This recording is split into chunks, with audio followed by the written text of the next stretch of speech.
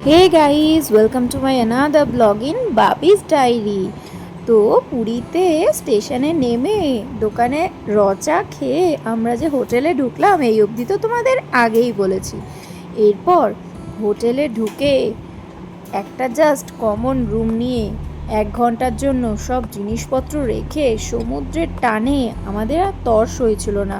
তো আমরা চটপট ওই সব ড্রেস পরেই বেরিয়ে গেলাম বিচের উদ্দেশ্যে, কারণ আমাদের আর মোটেই ভালো লাগছিল না, কতক্ষণে সমুদ্রে গিয়ে পাটা ভেজাবো এই আর কি। তো যাই হোক, চলো একবার সমুদ্র দর্শন করি আর তোমাদেরও করাই। আর পুরীর সমুদ্রের একটা আলাদাই আকর্ষণ, কি বলো তোমরা? পুরীর বিচে এসে যেন অন্য অনেক ফেমাস ফেমাস বিচকেও ভুলে যাই। এই বিচের প্রতি একটা আলাদাই আকর্ষণ আছে আমার। তোমাদের কেমন লাগে সেটা বলতে পারবো না, তবে আমার বিশ্বাস তোমাদের সবারই পুরীর বিচ অনেক বেশি ভালো লেগে থাকবে। আকাশটা দেখো ভীষণই সুন্দর ছিল, কারণ প্রচণ্ড সূর্যের রোদটা আমাদের গায়ে লাগছিল না, হালকা হালকা মেঘের ঘনঘটা আকাশে।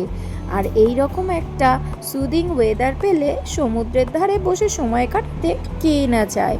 তো সমুদ্রে পদার্পণ করেই বাবির প্রথম আবদার ছিল ঘোড়ায় উঠব। সে তো আমাদের জানা কথাই ছিল, আমরা মন থেকে প্রস্তুতি নিয়েই এসছি যে বাবি ঘোড়া উট এই সবে চড়বে আর আমাদের সবটাই মেনে নিতে হবে। আর দেখো পুরীর বিচটা যেন দীঘার মতো হয়ে গেছে, এটা সত্যি এবারে এসে অবাক কাণ্ড মনে হলো। কারণ পুরীর বিচের যে বড় বড় ঢেউ যেটা দেখে আমরা অভ্যস্ত, সেই ঢেউ আমরা কিন্তু এসে দেখতে পেলাম না। সামনেটা দেখে যেন মনে হচ্ছে ভাটা এসেছে। চলো ওদিকে নৌকাগুলো একটু দেখে আসি। ও বাবা, জাল খুলছে, অনেক মাছ পড়েছে মনে হচ্ছে।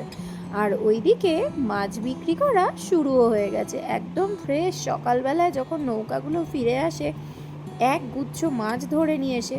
তো মানুষের ভিড়ও দেখো, সাথে সাথে এই মাছগুলো বিক্রিও হয়ে যায়। আর এখানে অনেকেই এসে যারা রান্না করে খান তারা কিন্তু এই মাছ কাঁকড়া এইসব কিনে নিয়ে গিয়ে রান্না করে খেতে অনেক বেশি প্রেফার করেন।